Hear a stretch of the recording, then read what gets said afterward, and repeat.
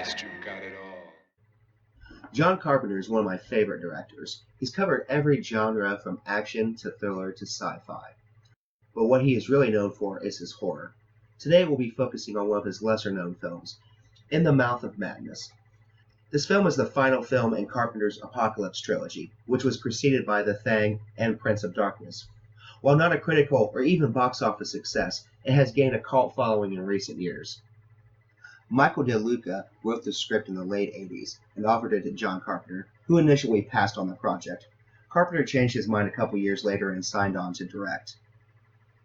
The film pays tribute to the work of horror writer H.P. Lovecraft, with many references to his stories and themes.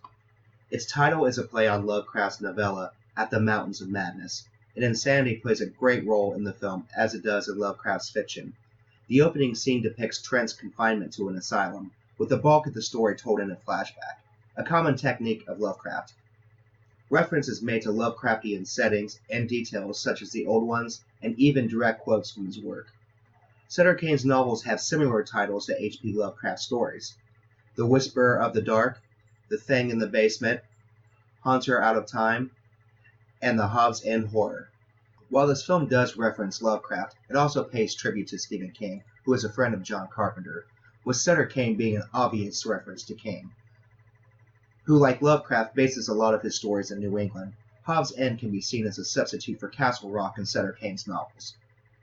This film confused a lot of viewers. It jumps around a lot between what's reality and what is fiction. Carpenter spent months cutting and recutting this film to try to get it perfect.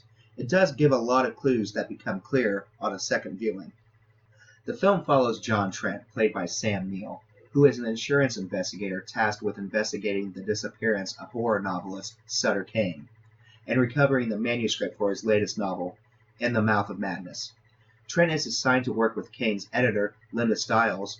Linda explains that Kane's stories have been known to cause His writing has been known to have an effect on his less stable readers. Effect like what? Well, disorientation, memory loss, severe paranoid reaction. and as we start to see later, insanity in anyone who reads his last novel. As we find out, Kane has been hearing voices in his head from the Old Ones telling him what to write. As his following grew, so did the powers of the Old Ones, until eventually whatever Kane wrote became reality. You can see how his power grows in the increased use of blue in the movie. Blue shirts, clear blue skies, even people taken over by insanity have blue eyes. After Kane mentions his favorite color is blue and his power has increased into full God mode, the movie takes on a whole blue tone. Carpenter especially nails it with the introduction of Sutter Kane, which has grace, danger, and the feel of a classic Universal monster. You may have noticed a familiar face, but can't place that name. That's Wilhelm von Homburg, who you may remember as Vigo the Carpathian from Ghostbusters 2. This was his final role. Tragically, he died of prostate cancer in 2004. The many monsters that appear in the tunnel here are a mixture of animatronics, man-in-suit costumes, and a literal full-sized wall of monsters, which required over 30 people to operate in order to bring to life.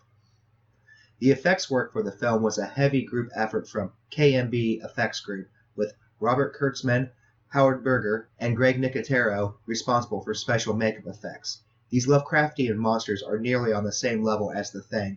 They're so creepy and tentacle-heavy. This movie goes out on a total meta moment. As Trent watches himself in the movie, it insists that you, the viewer, has watched the very vehicle that will drive you insane. And that's just badass. This may be Carpenter's best-looking film. Everything is so well composed, and some of the wide shots of exterior locations with full, clear skies are just so cinematic. The town scenes in Hobbs End were filmed on Main Street, Unionville, located in Markham, Ontario. And the exterior of the Black Church is actually the Cathedral of Transfiguration, also in Markham. This is definitely an underrated Carpenter film, but that doesn't mean it's without its faults. Early in the film, Trent is still skeptical, thinking the events taking place is some publicity stunt, even after Kane's own agent tries to murder him and is shot down by police. Now, where this movie really shines is in its Lovecraftian horror themes and images. For not even being an adaptation of a Lovecraft story, I feel it is more faithful than films that are actually based on his own work. This one is the last real John Carpenter film. I'm not saying his later films are bad, they just don't have the look and feel of his older films like They Live or Escape from New York. This one is definitely worth a watch. Check it out.